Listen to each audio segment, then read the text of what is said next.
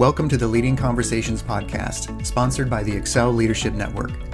On each episode, JD Pairing will have conversations with church planting pastors and leaders from around the country. You can learn more about how to connect with Excel at the end of this podcast. Let's join JD now and listen in on this leading conversation. Welcome to another edition of the Leading Conversations podcast with Excel Leadership Network. And today we are thrilled to have with us the incredible Eric Bryant from Gateway via Mosaic in Austin, Texas. Thanks for being here, Eric. Hey, thanks for having me, JD. I really appreciate the opportunity. Yeah. So what do you do in Austin these days? So I've been here 15 years. I'm the South Austin campus pastor. Worked for many years with John Burke. He's the author of Imagine Heaven, Soul Revolution, among others. And now our senior pastor, teaming up with Carlos Ortiz Jr. But we're in a very unique mission field. It's kind of anti-Christian, post-Christian here in South Austin. And yet we're seeing God do some really beautiful things. Great. Wonderful. Well, thanks for being here. Hey, tell us your story, growing up, how you came to Christ, all of that. Yeah, I was really fortunate. I was raised in a home where mom and dad took me and my brother to church, even when we didn't want to go. And I remember going in through the front door, saying goodbye to my parents. This was in middle school, and going out the back door to jump on a trampoline with my buddies that lived in the neighborhood. But at 17, I was at camp. And I actually had an encounter with Jesus. You know, at age 10, my grandfather had died. And so I remember there at Bacon Heights Baptist Church in Lubbock, Texas, going to the front. But it was more of a fire insurance. I did not want to die and go to hell. I wanted to know I was going to heaven. But really from 10 to 17, I wasn't really walking with Jesus. And so at 17, I was in the bus, trying to do what we called back then our quiet time there at camp. And I just remember praying and surrendering my life to Him and finding a level of peace, a level of forgiveness that I didn't know was possible. And it was after that I really wanted to try to actually follow Jesus and live for Him. And so it changed how I treated people. It changed the words I said, the things I watched, things I did. But it was the beginning of a real walk with Him that I point to back a long time ago when I was 17 years old. Well, you know, Eric, as we do these podcasts and listen to people's stories, there is a large number of people who came to Christ through some sort of camp experience. And we've kind of batted around the idea, you know, people don't really do that as much. It's expensive, you know, the week-long camp or the weekend camp. But it's just amazing the number of people. I mean, it's my story too, you know. Yeah. So It's a big investment, but you know, especially nowadays, I think even more important. You know, we have a no phone rule, you know, for camp. And it's amazing how these young adults and teenagers just really connect with God and with each other in ways they don't normally do. So you're still doing them there in Texas? We do them still here in Texas. We've tried different seasons. You know, we've done kind of over the Dr. King Jr. weekend, so kind of a winter camp, but we keep coming back to the summers and really spending a lot of time with our teenagers in hopes that, you know, that what is that statistic? 80% of people who come to faith do so between the age of 5 and 15. And so if we can reach them when they're young enough, disciple them in our homes, send them off to college with a firm foundation, that's kind of the goal. Yeah. Well, keep it up. I'm glad that you guys are still doing that. Hey, you came to Christ, you want to follow Jesus. Was there a call to ministry in there somewhere? There was another camp. It was Falls Creek in Oklahoma. I grew up in the Dallas area, so we went all the way up to Oklahoma, and they had a rule, no mixed bathing. which basically meant we couldn't swim with the girls. And so all of a sudden, that's all we wanted to do, you know? And so I remember me and some of the buddies sneaking around to watch the girls swim. And then I remember thinking, this is ridiculous. We could, you know, we just saw these same girls a week ago at Wet n Wild. You know, what are we doing, you know, doing this? And I remember during one of the services, the sermon, Dawson McAllister was the speaker, and he started talking about Luke chapter 10, verse 2. The harvest is plentiful, but the workers are few. And I remember hearing that verse and thinking, is God calling me to be a worker? You know, I wasn't sure if I want to be a doctor or a pilot. I didn't know what I was going to do. But all of a sudden, for the first time in my life, becoming a pastor seemed like a possibility. And I remember talking to our senior pastor who was on the trip with us. His name was John Bobo. I said to him, Dr. John is what we called him. You know, I wonder, do you think I might be called to be a pastor? During that message, I really felt like maybe he was talking to me. And he said, you know, it wouldn't surprise me if that's what he's calling you to do. You know, there was something really affirming about the way he handled it. In fact, he ended up saying, you know what, why don't you actually preach this Sunday night? And I thought, well, wait, I'm still trying to figure it out if this is for me or not. And because Sunday night after camp was testimonies, he just kind of canceled the testimonies and wanted me to preach, gave me 30 minutes and didn't really show me how to prepare a message or anything. And I wrote up what I thought God wanted me to share and got up, and about 7 minutes later, I was done. I had run through all my material. And he jumped up and, you know, he'd been pastoring so long, he could improvise another 20 minutes and kind of infuse some testimonies from telling stories about what happened during the week. But that was the beginning of a realization that I wasn't just called to follow Jesus, I was called to become an equipper of the saints. I came to realize later, you know, my parents were unwilling to pay for a religion degree as a bachelor's degree. They thought it was just a phase I was going through. And this is when I was still in high school, about to go off to college. And so I got a business degree, and they figured if he still wants to do this, he can go and pay for seminary on his own. But eventually I realized, you know, the importance of a calling to be an equipper of the saints and not the doer of the ministry. You know, we're all called as followers of Jesus to be actively a part of the body of Christ on mission with him.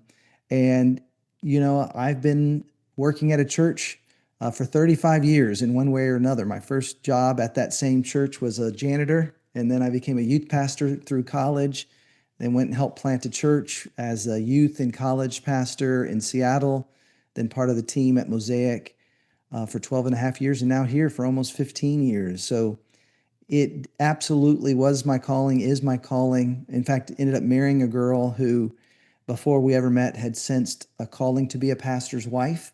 And so that was another affirmation along the way. But yeah, there was definitely for me a moment and a verse that God used to really get my attention. Harvest is plentiful. That's right. So it all started with mixed bathing. That's right. I remember when I first heard that term. I mean, I grew up in Southern California. We had a pool in our backyard. We had the neighbor kids over. My mom was just very hospitable. The whole neighborhood was over every day during the summer.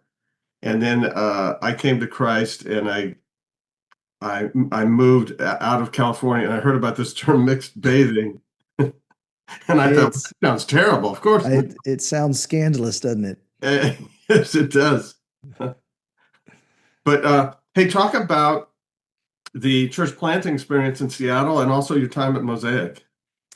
Yeah, I mean, church planting, this was the mid-90s. It was, at the time, a strategic focus city. So there's the giant denomination, the Baptists, Southern Baptist really targeted Seattle. And so I joined two others from Dallas, and we moved up there. We joined up with a guy who'd moved to Seattle from Oregon, from Portland. He'd already planted a church before. And to be honest with you, it was a difficult experience. We ended up inheriting 13 senior adults that were kind of meeting in this building without a pastor. And the denomination said to the church planner, if you'll take care of these senior adults, you can use this building to plant. And that was probably the worst idea possible. These sweet older folks had really no intention of being a part of something new. They just really wanted someone to visit them in the hospital and take care of them. And they had, sadly, kind of a sanctuary mentality. You know, the church was a respite, a rescue from the world. And we were trying to start a church to reach into Seattle, at the time, the most unchurched city in the U.S. We tried a kind of a unique style, I guess, similar to Willow Creek. We had a Thursday night service we called Seen It, Done It, Been There. And it was kind of our seeker service. But unfortunately, no one was seeing it, doing it, or showing up there. And we had, in the end, kind of two congregations. The people we were trying to reach through what was called the Anchor. And then we also had this Brookhaven Baptist Church. And eventually we fused the two together and discovered just how little this older group wanted to change. But I do remember one woman in particular. Her name was Ann Vine. And she started coming every Sunday. She would just turn off her hearing aid because it was, electric guitars and drums, a little louder than the hymns and piano, that they would used to hearing. But she came every week because her grandson was there. And she was the first to really buy in to this whole idea of trying to reach our city. And she was such a great encouragement and contributor all the way until she passed away. And that church went on for about 14 years, eventually sold the building to another church called Mars Hill, and it became one of their campuses. But in those 4 years that I was there, we saw some really beautiful, remarkable things happen. People finding faith that would have never gone to another church. Just working with Gary Irby and Dave Bruskus and Norm Finch, these men that were really leading it. They just had such a heart, and we saw some really neat things happen. Dave Bruskus went on to continue in ministry. Norm's now an attorney, and Gary's the strategic church planting strategist for the Northwest Baptist Convention. Yeah, I know Gary. Do you? Yeah, we need to get him on the podcast here. That's a good reminder. Hey, I want to thank you for plowing the field. When I was planting in the 80s and 90s, 2000s and all that, the older churches were very reluctant to let the new young whippersnappers in or whatever. And part of that has changed. And a lot of it is because guys like you and your team, you went in there, you took the hits for the people today. There's so much more of that happening now. That's beautiful. It's becoming more common and a valid option. And I would say in the mid 90s, it would probably like pulling teeth. And then you deal with some older people, they don't have any teeth to be pulled anymore. That's right. Well, that's really encouraging to hear. It's I mean, in many ways, it makes so much sense. How beautiful is it to be a good steward of the resources God has given you in a building, for example, to then pass it on to a younger church, a newer church. It just makes so much sense. It's just sometimes really hard. I remember after going to Seattle, I was at Mosaic with Erwin McManus for many years, and I remember hearing him say that too often we care more for our traditions than we do our children. And I remember really thinking that sadly summarized my experience in Seattle with that older group, other than, like I said, one or two. But it really is so important that we have an eye towards kind of the long term, and the next generation. Yeah. Now, how did you get to Mosaic? So I was up in Seattle, and because it was a difficult time, I was ready to go a couple years into it. And I'd end up becoming the co-pastor with Gary Irby for the third and fourth year that I was there. And so I was ready for a new challenge. And I had been to a conference that at the time the church on Brady hosted. And in it, I mean, I was meeting people who had come to faith 3 years prior and were now serving in Afghanistan. Like, it was just remarkable seeing these brand new believers going all around the world as missionaries. And I just wanted to be part of something healthy and vibrant. And so I moved there. Well, I wanted to move there in 96, but my wife had just gotten into occupational therapy school at the University of Washington. So that meant 2 more years of serving in Seattle. And what was really beautiful about that is there was a lot of character development God did in me over those 2 years. And then we moved just to volunteer at Mosaic. The idea was to be there for 6 months and then go overseas to be missionaries. But the mission board said, no, you need to stay there at least 2 years. And so in those 2 years, I went from being a volunteer to becoming our student pastor. And then our son was born, had a lot of medical problems that slowed down any possibility of moving. And we lived in Alhambra, California. And ironically, we had originally thought we'd go to Spain as missionaries. We wanted to be a link between the Latino world and the Muslim world. My wife had a Spanish degree. I wanted to tell people about Jesus who had never heard. And we looked at Granada, Spain, is where we were headed. And one day it dawned on me, oh my goodness, we live in Alhambra, California, which is named after the palace in Granada, Spain.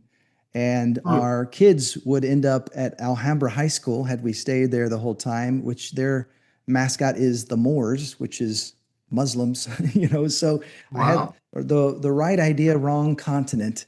But in the 12 and a half years we were there, whether I was a student pastor or starting campuses or executive pastor, they called me a navigator. I saw so many remarkable people serving faithfully, coming to faith from different backgrounds and ethnicities. It was a time where creativity and dance and paint, was kind of being reintroduced. We were meeting in a nightclub on Sunday nights. We were in multiple campuses, multiple locations before any other church I knew was doing that. So it ended up being a really amazing time, a beautiful season. Still really grateful for that time and for that ministry, even as they Were continue. you part of helping the Beverly Hills campus get going? I was, that's right. Oh, because when my son was at UCLA, one of my sons, he was going there. Went Is over that there. right? Yeah. That is amazing. Yeah, it was funny. At one point, I was the junior high or the high school pastor, and Irwin asked me if I would also consider helping with junior high, and I said yes, but could I also take on college? And he said, sure. So I ended up starting a college group and teaming up with 6 of our small groups that were on the west side, and we started a campus. Originally, we were meeting at UCLA, then at Beverly Hills High School, Right. and then we were over at Culver City Senior Center. So yeah, there were many iterations of the west side, and eventually, after I moved to Austin, even the West Side group moved into Hollywood, where they were for several years. But yeah, I was part of that small world. Yeah. That was there at Beverly Hills High, and I've had family who went there. Hey, so how did you get to Gateway in Austin? Yeah, it's kind of an amazing story, really. My wife and I had aspirations for overseas, but once we had our 2 kids, and I sadly became a workaholic. And there was a time in about 2005 and 2006 where I was writing a book. I was working on my dissertation. I was the navigator, overseeing 7 campuses. I would travel with Irwin around the world. So I just was really too busy for being a dad of 2 little kids and a husband to one very devoted wife. And so at one point she said to me, Eric, I don't know if I want to be married to a pastor anymore. I thought, well, that's not good because that's what I am. and obviously you were called to be married to a pastor. So I must not be living up to what God has really called me to be. And I said, well, if you'd give me 1 more year, I would love to try to regain your trust. And so in the midst of that, we went to counseling, and I got the help I needed to be more faithful. And it was really kind of this remarkable season where, I wasn't exactly sure how we were going to make our way through it. But her solution, she had thought, if we move to Texas, maybe then at least I'll be close to family, even if he's going to be so busy. But then all of a sudden, moving to Texas was something that I brought up to Erwin. I said to him, after we were getting counseling and things were getting better, she was okay being a pastor's wife, but wasn't sure about Los Angeles.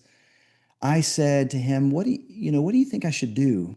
Deborah keeps talking about moving to Texas. And he said, well, I would never want your ministry to get in the way of your wife's happiness. I thought, well, I've never worried about that. Should I have been worried about that? And he said, you know what? I think you need to go plant a campus in Austin. And you could continue to lead kind of our campuses from there. And so for about a week, that was the plan. Then my wife and I met with this couple who was planning a church in Las Vegas. And after that conversation, she said, you know what? I don't want to plant a church in Austin. Can we just stay here? And I said, yes, we can. And so I went back to Erwin, said, hey, instead of moving to Austin, can we stay? And he said, absolutely. And so that was the plan. A year goes by, and suddenly, instead of it being something my wife was talking about, I started sensing from God a desire, even a calling to move back to Texas. I have lots of aunts and uncles and cousins here who aren't necessarily connected to God or church. And it was kind of all these really remarkable supernatural ways. I remember reading Ezekiel chapter 2 and 3, and it said, go back to your countrymen, those stubborn and obstinate people. And I thought, well, that sounds a lot like Texas. Sounds like Lubbock. Yeah. And then I got this fortune cookie that says, when you move to the east, your creativity will blossom. And So you're getting your guidance from fortune cookies. Okay, we got it. Not normally, but in this moment. And then I remember praying one morning and just kind of walking to LA Fitness to work out. And on the way, I'm just praying, God, is this from you or is this me? Like, are you wanting us back in Texas or are you wanting us to stay here? And I remember walking into the gym and immediately hearing this song I had never heard before, never heard since on a loudspeaker. And the chorus is, come back to Texas. It's by the guys who sing the theme song for Phineas and Ferb. And they talk about, it's not been the same since you went away. Come back before you lose your accent. So I just went to my wife and said to her, I know you said we could stay here. I know I've never wanted to move, but I think God might be calling us to move back to Texas. And she said, well, I'm so glad you said that because I just had a dream last night that we sold our house, but we did not buy a new house in LA. And so this time it was out of an actual calling rather than out of retreat. I reached out to some friends that lived in Dallas and Houston and Austin, and eventually started having conversations with John Burke and Charles Dischinger here at Gateway in Austin. It just seemed like a really great fit. They also have a real heart for those who are not yet part of the church. In LA, we would say you can belong before you believe. In Austin, we say, come as you are. And so there was a real heart for being a church for people who aren't necessarily welcome in other places. And so, yeah, it's hard to believe I've been here 15 years coming up in a few months, but it's been a really great fit. It feels a lot like the West Coast, but it's a couple hours away from family and where we grew up. Wow. Well, that's an amazing story. Come back to Texas, huh? Yeah, I got to check out that song. yeah, it's amazing. So what are you doing now? Yeah, so I've been able to be part of, this campus for a while before the pandemic. We were a campus planting campus. We sent out 60 people to start a campus in Central Austin and another 70 to start a campus in Buda, about 30 minutes south of here. We sent 3 families up to Pflugerville. We had another group ready to go in Dripping Springs. And then the pandemic hit. And so have been navigating. I was a part of the executive team during the midst of that. And we went through a succession from John Burke to Carlos Ortiz. And so it's been a really busy season but also a really, I think, beautiful season. We really have a sense of calling to become not only a place where people can check things out and explore God, but a place where people can really become who God created them to be, making disciples who make disciples. And there's just a real heart towards simplifying, getting back to the basics of what it means to be a church. And so I've really loved this whole process. It meant scaling down campuses. It meant a smaller staff team, and those can always be challenging changes to go through. But our campus has just been a real extended family, really, to me and my wife and to our kids who really grew up here. And it's been really beautiful. And I have some friends together. We're doing something called the Innovative Church Leaders. You can go to our website, innovativechurchleaders.org. So we have a podcast and resources. We're really just trying to help pastors experience and bring renewal to their mission field. We talk a lot about spirit-led innovation and reaching new people that you aren't necessarily already reaching and making disciples. So that's become a real passion of mine. Some people, when they have kids move out of the house, grow up and have that empty nest, they play golf. I prefer to invest in pastors. And so that's kind of what we do on the side. What's the website again? innovativechurchleaders.org. And you could also see some of what I'm doing at ericbryant.org. Okay, good. We will check that out. I'm going to ask you about a leadership tip, but I have another question for your wife. Sure. Yeah. When I was in college, I met my wife with the back of the bus coming back from camp. And I mean, I knew her and I had a big crush on her. And we kind of connected at the camp and on the way back. There's a snowstorm, we were stuck and we went for a walk. And she said, "What are you going to do?" I said, "I think God's calling me to be a pastor. What about you?" And she said, "I want to be a pastor's wife." Oh, wow. So 30 years later, after we'd started 3 churches and we handed off the last one, she said, "Hey, I'd really like for us to take a break here from this." So we did. And she said, "I never really wanted to be a pastor's wife." I said, "What?" She said, "That was just a line." So you might want to check that with your wife. I don't know. I'll have to follow up later to make sure. Well, I was stunned. Yeah, that would be shocking.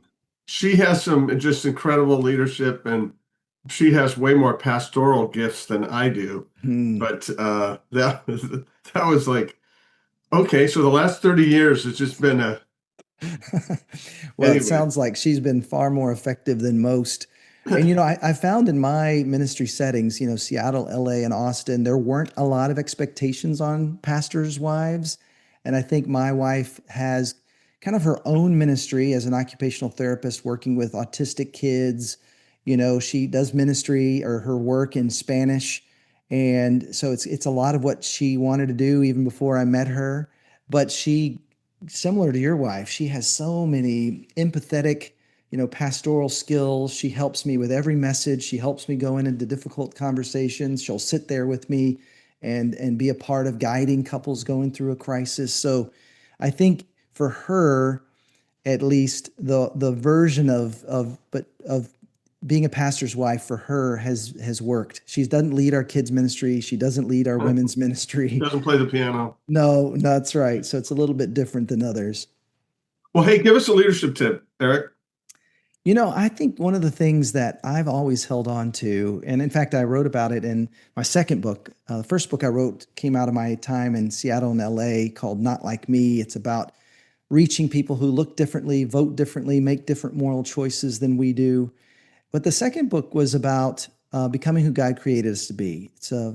It's called Fruitful, and it's really based on the parable of the sower.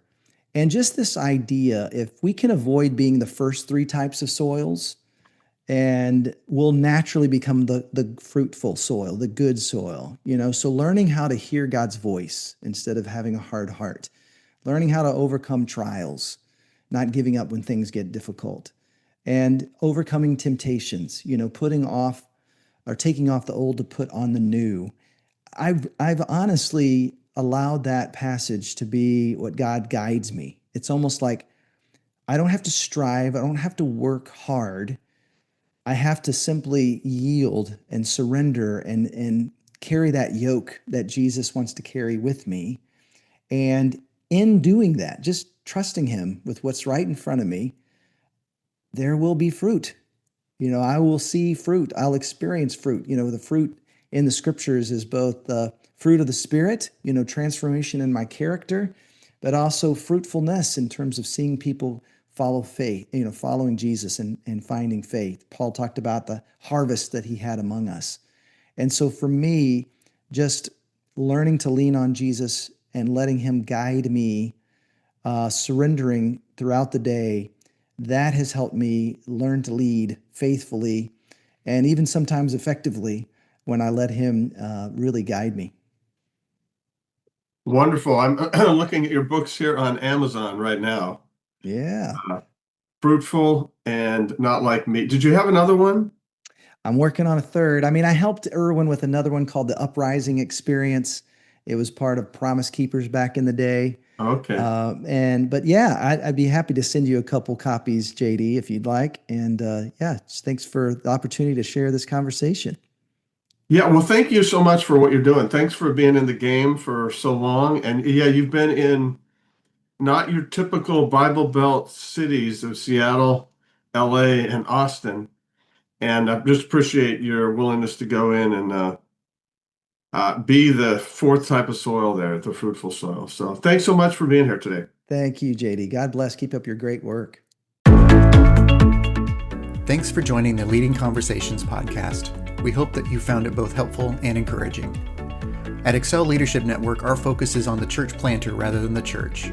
If you'd like to find out more about us, visit our webpage at excelnetwork.org. Don't forget to subscribe to this podcast so you don't miss any future episodes. See you next time with another Leading Conversation.